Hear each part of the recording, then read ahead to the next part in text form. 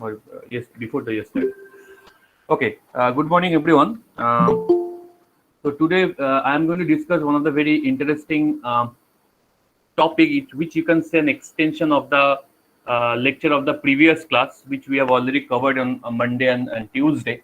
So that extension it is nothing but an application of the virtual function for runtime polymorphism to implement runtime polymorphism. So in my last couple of classes, I have already discussed about how we can implement compile time polymorphism. What is polymorphism? How we can implement compile time polymorphism? There are two kinds of polymorphism. One is compile time, another one is runtime polymorphism, or you can say static binding and dynamic binding. So compile time polymorphism you have already implemented through function overloading and operator overloading. These are the two examples of compile time polymorphism, where the objects at compile time, the objects of a particular class will decide which function will be called at which point of time. At compile time, it will decide. That's why it's called compile time polymorphism or early binding or static binding. Whereas at dynamic time polymorphism, or you can say the runtime polymorphism, objects will decide which function will be get invoked or which function will be called at runtime or at the time of execution of the program. It will not decide it at the compile time. So that's why that kind of polymorphism is called runtime polymorphism. So if you remember, let me share my screen first. One small program we have already discussed in our previous class, if you remember. I hope that the screen is visible to everyone. So in previous class, I have shown how we can create object of a class and how we can create a pointer of that class which will points to the address of that object. If you remember one program I have shown in the previous class. So this kind of program I have already shown to you and discussed to you that we have first define a class item which has this number of members. These two are the data members, code and price, and these two are the member methods or member functions of this class item. That is get data member function and show member function. So here we have created an object X of this class item. Of this class item, we have created an object X, and we have also created a pointer type variable star ptr for this item class. And here we will store the address of this object of X of this item class. That means the pointer variable now points or refer to the object X of this item class. Now, by the help of this pointer variable ptr, we are able to access all these methods instead of accessing the methods through objects. So we are not allowing these things. These things we already know how we can access method with the help of objects, but here we are accessing methods with the help of pointers by using this arrow operator. So if you remember, we have already discussed a more complex program in the previous class regarding it. So if we run this code, our program will successfully run. Okay, so here instead of accessing the member methods of the item class using the object dot operation, we are accessing the member method with the help of the pointer variable ptr, which will store the address of the X variable of ptr. Which will store the address of the X variable of the ptr. Yes, it will points to that object, or you can say it will refer to that object memory address, okay, which will store within this pointer ptr. So you have remember that in the previous class we have discussed about this code. So this is the code which I have already shown. It is a simple code, no inheritance, nothing is there, only a simple class, and that will be that whose members will be accessed with the help of pointer variable. So here in the second code which I have already shown in the previous class, if you remember, in that code I have implemented the base class derived class concept, that is inheritance concept. This is a class BC, this is a class D derived class, and this derived class will extend the class BC. So single inheritance concept I have implemented here. So which has this corresponding member methods or member functions, or you can say the member the member variables as well. So these are the two members of this class. And one thing is very important to know to shown here, that both this base class and derived class are declaring or define a method with the same name with the same signature.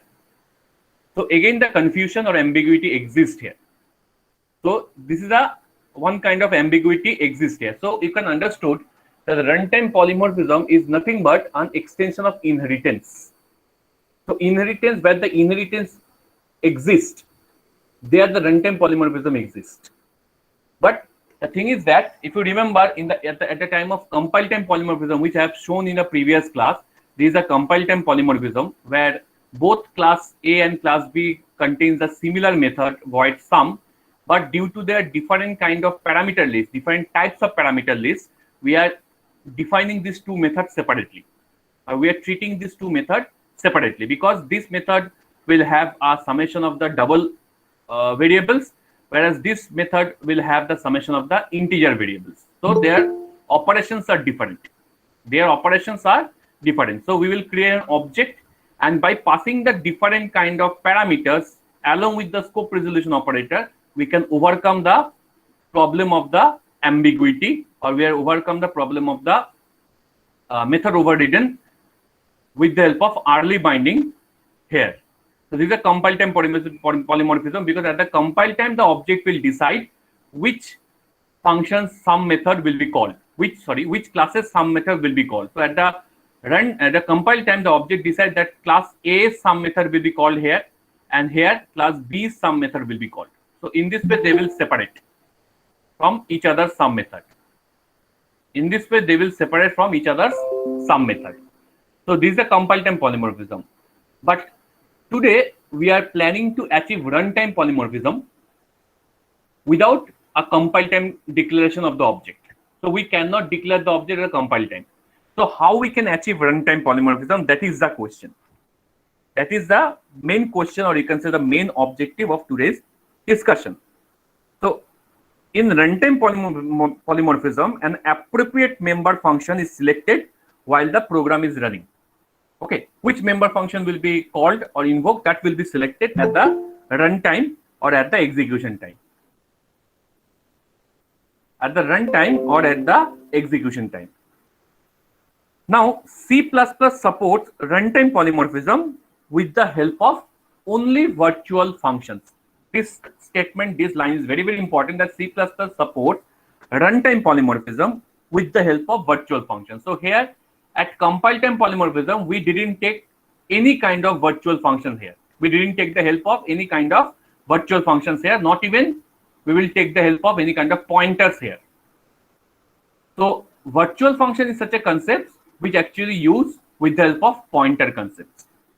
That we will see. This pointer to object, whatever we have learned till now, this pointer to object, this kind of thing will be implemented inside the virtual functions. That's why I have discussed these two things earlier, the discussion of runtime polymorphism and virtual functions. Okay. So it is called dynamic binding or late binding because the appropriate function is selected dynamically at the time of execution or at the time of runtime. So dynamic binding requires use of pointers to objects and is one of the powerful features of C++. So this is pointer to object, which I have already shown to you. Pointer to object example. And it is a simple example by using only single class, pointer to objects. How we can create pointer to objects and how we can access the members of the corresponding class by the help of these pointer variables that I have already shown. Now, this is a little bit complex program of the similar kind of concept of pointer to objects, but here we are trying to access the classes which are inherited with each other, which has similar kind of functions name. So if you remember, I have discussed this one in the previous class. If you remember what I have discussed, here we have created first the pointer of which class? BC class. BC means which class? Base class. Okay, try to understand. Everyone, please try to understand. This is the main point that I need to discuss. The main punchline. Okay, you have to understood this thing. So this star BPTR is a pointer of which class? BC class, and this BC base is actually an object of the BC class.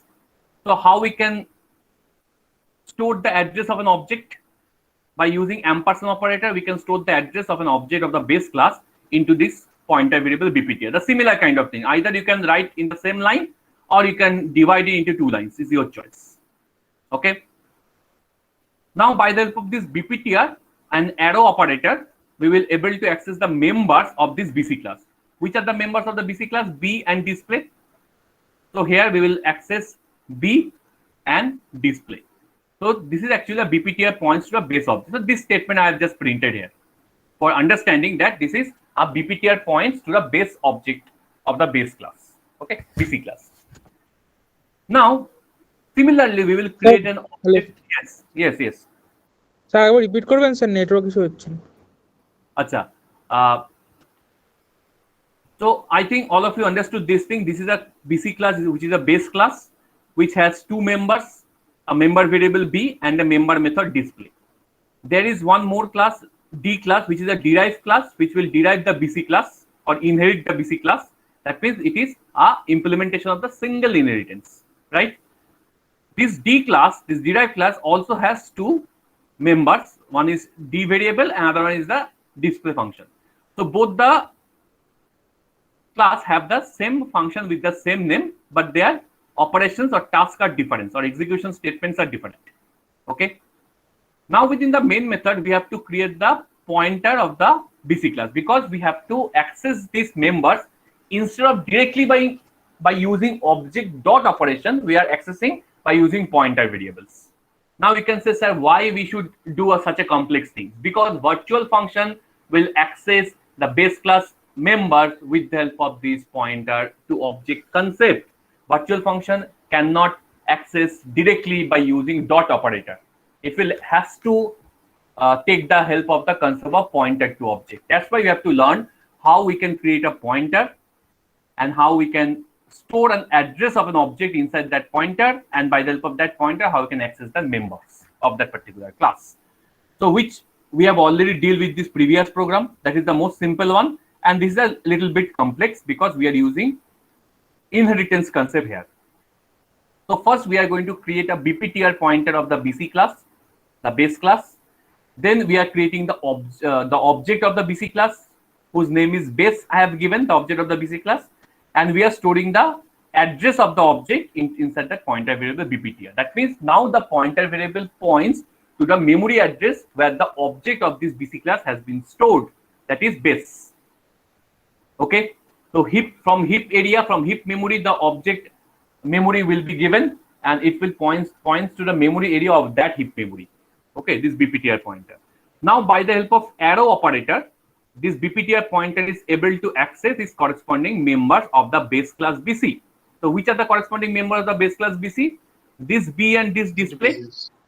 So it will simply access this one. So it will give a value, initialize value. Okay, you can give a value here. So if you give a value here, then you will just only need to print that one here. So here I am just only declare that variable B, and I have initialized the variable with a value 100 at the time of accessing that member, and we have simply accessed the display method. So this is the very simple way, and this way is very much similar with this one, which we have already shown in the previous program. Now next came into the next concept, where we are going to create an object of the derived class D. So this is an object of the derived class D, that is DER, and similarly we are storing the address of this object. Instead of creating the pointer of the derived class separately, we are using the same pointer of the base class to store the derived class object. What I have said, instead of creating the derived class pointer separately, we are using the same base class pointer to store the derived class object in this way. What will happen? So if we will do it, can we access the derived class members like D? D is a derived class member with the help of this BPTR pointer, because BPTR pointer is now storing the address of the derived class object. So everyone can say that yes, it is possible, but I should say that it is not possible, because base class pointer always holds the object's address of the base class, not the derived class. So that's why if you are trying to access by the help of this BPTR, if you are trying to access this D variable is the variable of which class or member of which class? derived class. Derived class, yes. So it will give you error. Error. Because base class object is not capable enough, base class pointer is not enough capable to access the derived class member. So we have minimized these things, or sorry, commented these things. Okay, that is, we are skipping that line. So B and display is again can be accessed, but this display will display the function Base of class. the derived base class, not the derived class. So don't be confused. Okay, this is a display member is of a base class pointer, because the base class pointer we are using. Now, if you say, sir, if we create a separate pointer for the derived class D and then store the object address of the derived class within this pointer, then you are allowed to access all the derived class member of your choice. You are allowed, like dptr arrow D, you are allowed to give the value of these members. There will be no error. Let's check it out. So these two are the accessing of the members of the base class, and these are the accessing of the member of the derived class. Look, in the derived class, both B and D has been printed in the display method of the derived class. If you see, this is a display method of the derived class, both B and D has been printed. So by the help of this three statement or fourth statement, we are going to access the derived class members. But one thing you should remember, that whatever may be the reason, a base class pointer cannot access the derived class members. So we have to overcome this situation. That is a, you can say it is a problem. It is a problem in terms of runtime polymorphism. Why it is a problem in terms of runtime polymorphism? Because runtime polymorphism always exists if you are able to access the members of both the classes with the help of base class pointer, then only runtime polymorphism can be achieved. What I have said, runtime polymorphism can be achieved if you are able to access all the members or both the members of the derived class as well as the base class with the help of base class pointer. Not this way. This way is not allowed in runtime polymorphism. Am I clear? Am I clear to everyone till now? Yes, What is the objective of runtime polymorphism? So somehow we will have to manage that, how we can convert this strategy that this BPTR is capable enough to access both the members of its base class as well as the derived class. How it can be possible? We should not follow these lines at the time of runtime polymorphism. So now came into the concept of virtual functions. So what is virtual function? Try to listen very carefully. What is a virtual function and how we can achieve it? So runtime polymorphism is achieved only when a virtual function is accessed through a pointer to the base class. I repeat again, runtime polymorphism is achieved only when a virtual function is accessed through a pointer to the base class. It cannot be achieved using object name along with the dot operator to access the virtual function. So virtual function cannot be accessed like object dot, what we have already done in multiple programs in our previous classes. So we can say that so while we are actually using the base pointer to contain the address of the derived class, it always executes the members of the base class, which we have seen. Whatever the base pointer we will use, it always executes the members of the base class, not the derived class. So the compiler simply ignores the contents of the pointer and choose the member function that matches the type of the pointer. So that is the problem that we have already derived in the previous one. So whatever the reason, the compiler always choose the pointers of the base class and it skip this statement. It simply skip this statement. That means whatever the object address you have stored within this base class pointer, that doesn't matter for the compiler. Compiler always checks that whether which class pointer you are creating, and it will match the type of that pointer with that class. So the problem is that how we can achieve a dynamic polymorphism or runtime polymorphism. We can achieve this runtime polymorphism by overcoming this situation with the help of virtual function. Now, what is virtual function? Let's check it out. Very simple. It's very, very simple.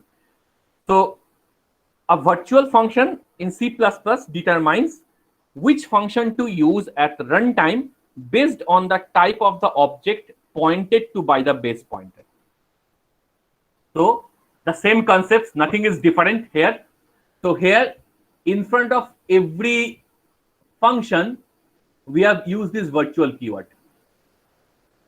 Okay. So I didn't use a virtual keyword in front of display. I have used a virtual keyword in front of show function. I didn't use virtual keyword in front of display of the derived class. I have used virtual keyword in front of the show function of the base class. So here again single inheritance exists. Try to understand. So here we will first create the object of which class? Base class B, and we have also created object of the derived class D. Now we are creating the pointer of the base class star BPTR. Now our main objective, by the help of this BPTR pointer, we are going to access both the members of the base class as well as derived class, which are virtual in nature. So let's check it out. So see out BPTR points to base, that statement I have printed. So here I have first stored the address of the base class object B into BPTR.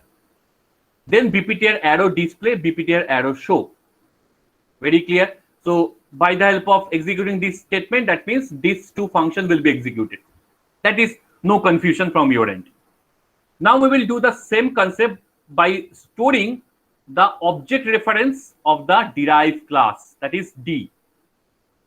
Okay, that actually creates some kind of confusion or error in the previous program, but here we will see what kind of problem it will create here, or whether it is creating any problem here or not.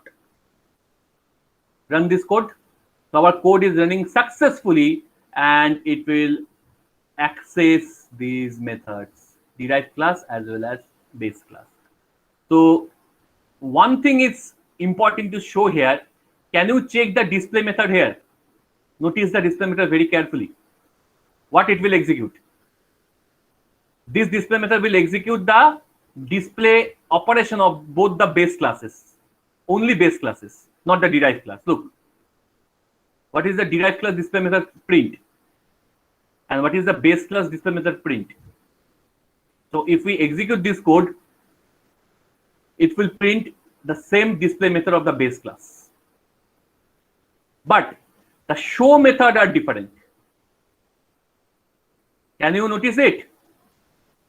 The show method are different. Have you noticed it? Yes, sir. Why the show method are different? Because we are using a virtual function in front of show, which makes it possible that whether it is a pointer of the base class, but at the runtime, it will decide it that this base class pointer stored or referred to the object of the derived class. And due to this virtual, this show method will call separately from the base class as well as from the derived class. But this thing is not applicable for the display method. Why? Because we didn't use any virtual keyword in front of display method. So if we will use a virtual keyword in front of display method, let's check it out.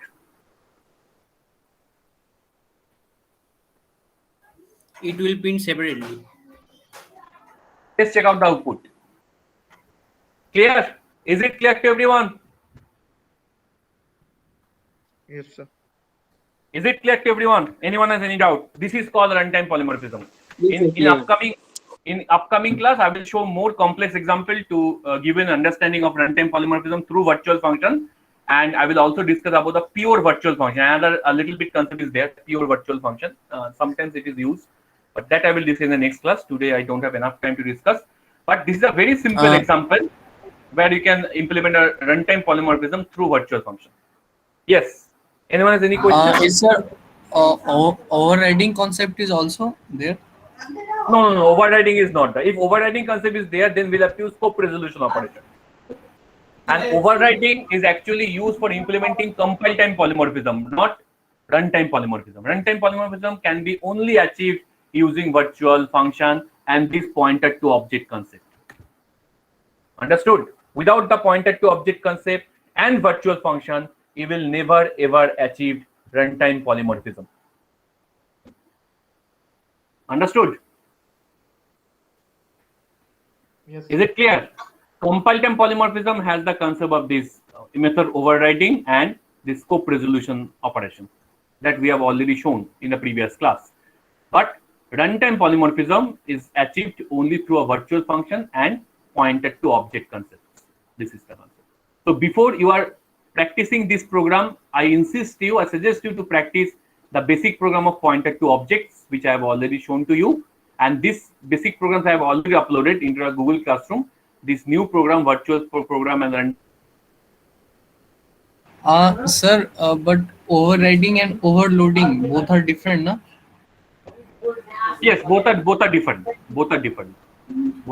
Like the previous program is for compile time overloading, compile time polymorphism for overloading. Yes, this one. Yeah. So, Look, can you give a small recap of overriding? Okay. I understood what you are trying to say. That here we actually implementing the overriding. Okay, we actually implemented overriding. So the thing is that it is also true that while you are implementing a runtime polymorphism through virtual function, you will have to implement the overriding concept here. Okay, you will have to implement the overriding concept here. So here I am using an overriding concept. But if you can solve this problem by using scope resolution operator in this way, because all of you know that method overriding or ambiguity in inheritance can be solved by using scope resolution operator. We have already seen that. You can also implement here. It is also allowed here to implement this one. But while you are solving this problem by using scope resolution operator, you are not achieving runtime polymorphism. You are achieving compile time polymorphism. Understood? Not compile time. You can say that we are achieving a normal ambiguity a resolution of the inheritance. But runtime polymorphism is never achieved. Okay, runtime polymorphism can be only achieved by using this pointer to object concept and virtual function. Understood? Okay, sir. Sir, ambiguity and overriding both are same. Same. Now, the ambiguity can be used in different purposes. Like virtual base class is used also for resolving ambiguity, and that ambiguity is different. If you see, the virtual base class ambiguity was stop the duplicacy or redundancy of the multiple classes. That means if more than one parent class inherit a single grandparent class, that means the ambiguity is possible. So ambiguity for virtual class will create some kind of error. It will not allow you to execute your program. But ambiguity in inheritance, which is called method overridden, will allow you to execute your program, but you will not get a full output. You will get some confusing output. That means you will get only the output of the derived class, not all the classes. Okay, means ambiguity in inheritance is known as overloading. Overriding. Yes. Overriding, method overriding. Not overloading, method overriding. Yeah, Okay. But runtime polymorphism, it is little bit new to, you have to clear your concept that runtime polymorphism through virtual function can be achieved based on the concept of this method overriding or this ambiguity inheritance. So it will look like ambiguity, but you cannot solve this ambiguity by using scope resolution operator, which we have did earlier. We cannot do that. Why? Because we have to solve this ambiguity kind of problem through runtime polymorphism with the help of pointed to object and virtual function. Understood? Is it clear? Yes, sir. Okay. So anyone has any question?